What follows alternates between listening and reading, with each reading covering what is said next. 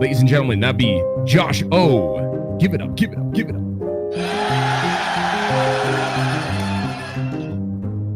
With a split decision, once again, 2-1, moving on. Give it up for Josh O.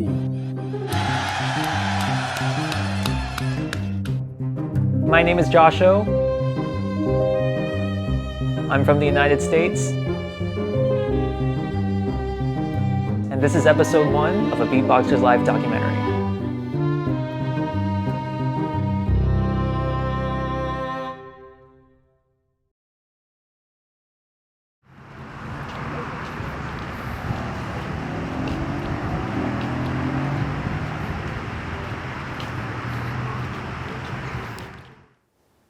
I first discovered beatboxing around 2011. I was 9 years old.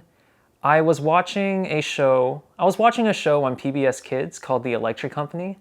And on that show, there was a character who beatboxed. There was an episode where he was teaching a group of kids how to beatbox, just a simple beat like that. And when I watched that, I was so fascinated by the concept. Like, whoa, you can make these sounds just by using your mouth? I think for the next week, I was just imitating that same beat over and over, trying to make it sound just like the way he did. From that point, I just continued to practice those sounds. I didn't really know about the more advanced parts of beatboxing until around 2015. I think I saw a video of the World Beatbox Championship. I believe it was Alem versus Napalm, the final. And they were doing all these crazy sounds I've never heard, like the throat bass, lip rolls. And I was super impressed by what they were doing because I've never heard sounds like that. I only knew my boots and cuts pattern. So from there, I started watching YouTube tutorials on different sounds. I tried doing them. I kind of failed miserably, but I continued to do it anyway, just because I was really passionate about it and I found a lot of interest in doing it.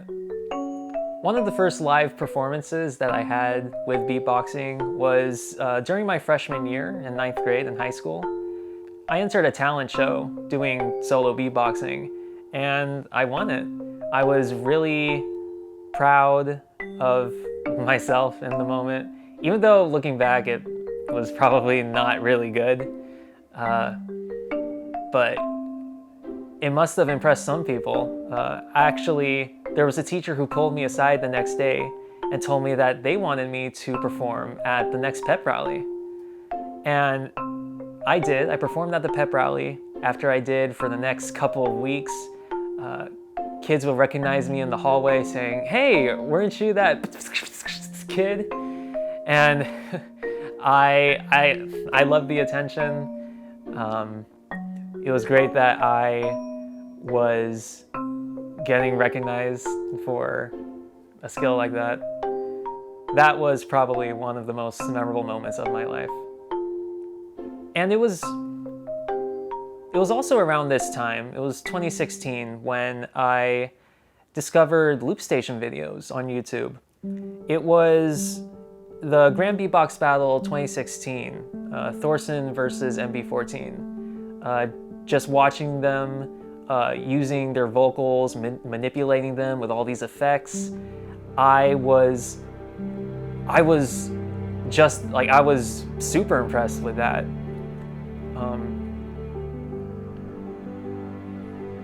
At the time, I loved to use GarageBand on my iPod Touch, just making random musical loop ideas. So seeing them using beatboxing specifically to make looped tracks like that was really cool to me. And it was around 2 years later, in 2018 of November, that I bought my RC505. At first, I was just copying other beatboxers' routines like Slizzer, MB14, Thorson, and I thought I sounded really good with my imitations. I experimented with some original tracks here and there, but ultimately they did not sound really good.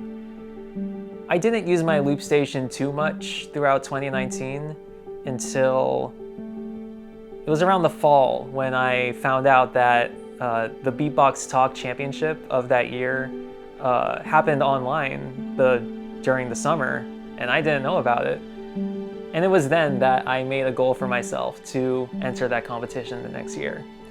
So I grinded the most I could. I watched some YouTube videos on how to properly set up your loop station, how to do some unique sounds on it. And in July of 2020, I created and uploaded my very first wildcard for a beatbox competition.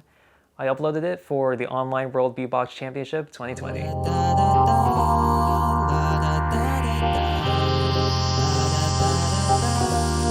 Just keep on.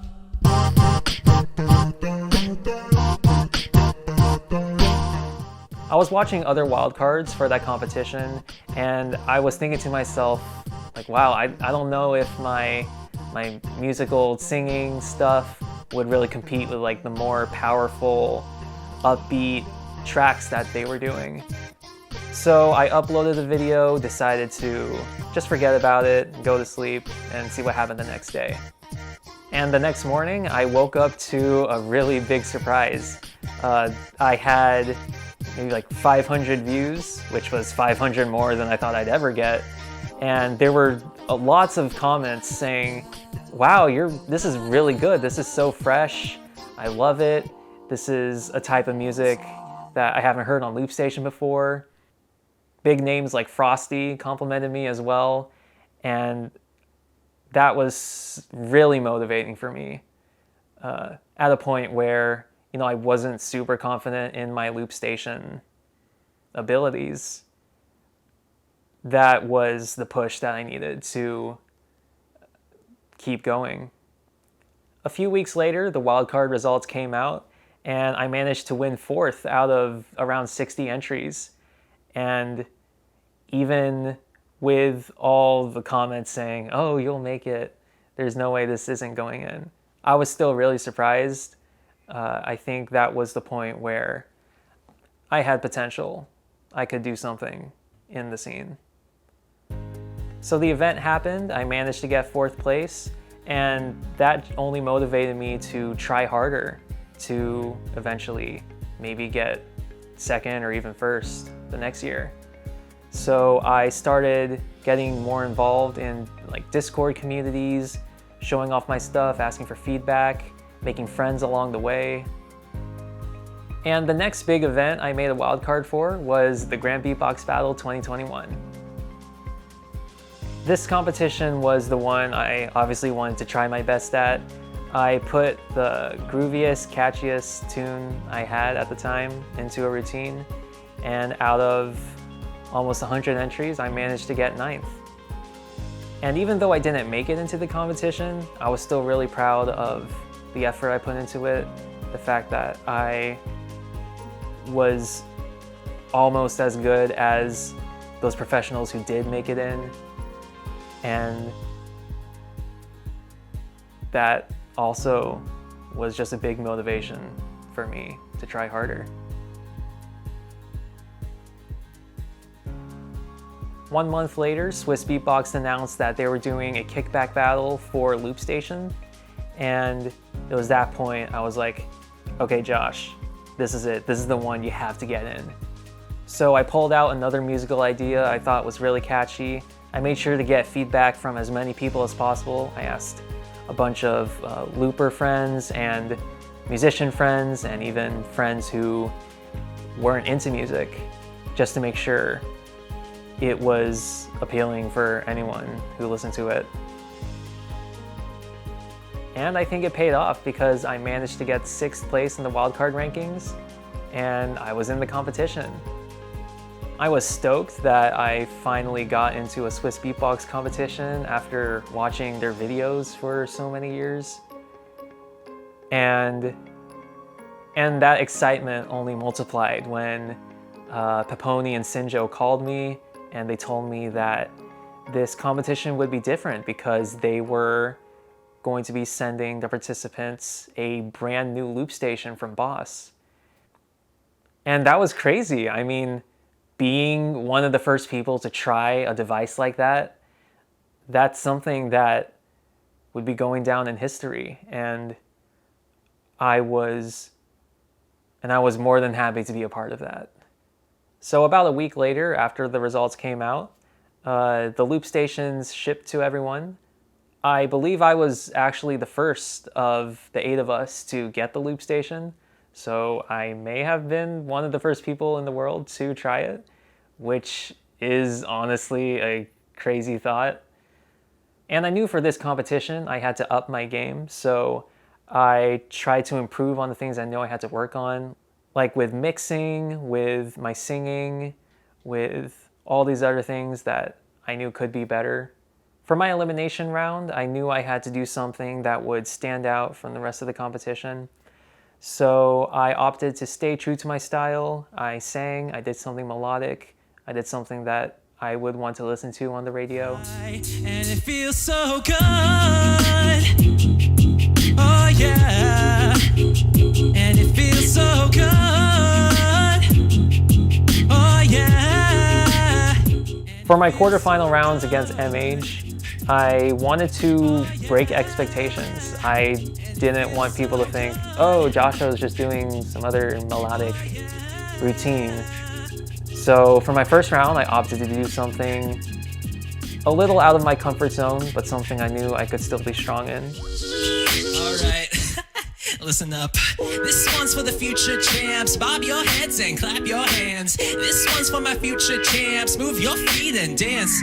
Yeah. I did something with intense sounds, with some rapping, and I think people really liked it. People in the comments were saying, this is a different Joshua, but it's a good Joshua. And it's one of the more popular videos of the kickback battle, so I guess I did something right. Keep it high key, keep it lively, and I don't care who's the future champ, cause I still make them dance when it goes like.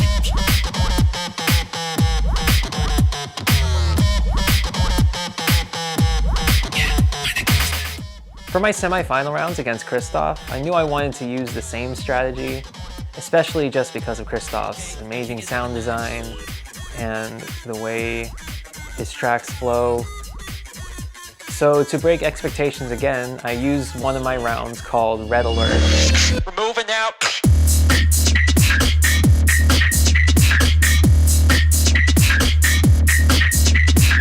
That is basically a more aggressive Joshua. Definitely not my style. But there is something I do appreciate in that type of music, and that's why I do enjoy making stuff like that alongside my typical melodic things. I did eventually lose to Christoph. I managed to make it to the top 4, and even then I was still super grateful for the experience, the journey, connecting with the other participants, my friends. It was definitely a stepping stone in my career as a loop station artist. One of the really fun parts of this journey is being able to judge battles, especially with this season of the 5v5 Loop League. When Sensei asked me to judge for this season, I was really excited. I know my team got really far. It got 2nd place in the last season. So being able to be a judge in the next one and see all these new participants, some names we do know, some names we don't know as well, but being able to see all the talent being displayed, being responsible for those hard decisions in each battle, it's really rewarding. At this point, I would love to continue to pursue competitive beatboxing and the loop station scene. Just the way the scene is organized and the way people present their routines is something special, something I do admire and would love to participate in.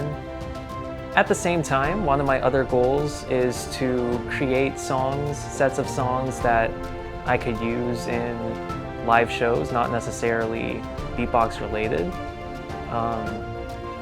Especially now that I kind of have an idea, a better idea of what I'm doing with looping, now that I have the Mark II with all these new possibilities. I would love to show the world what you can do with this device, how you can change your voice, use your voice and modulate it, and create these songs just by using your mouth. And I think that's a really interesting act that people would love to see. Stay true to yourself, stay true to what you enjoy, and that's what's going to keep you moving forward.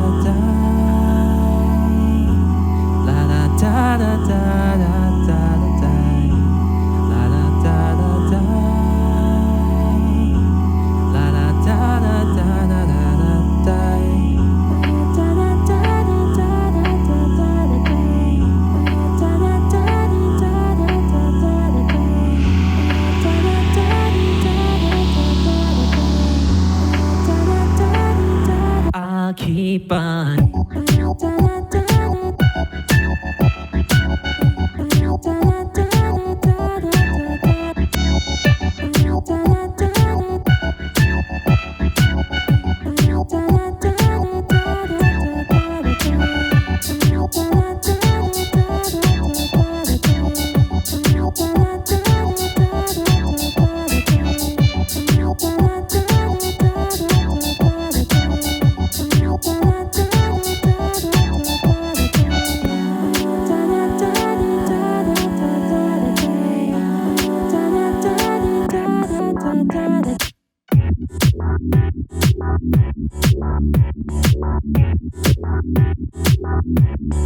Da da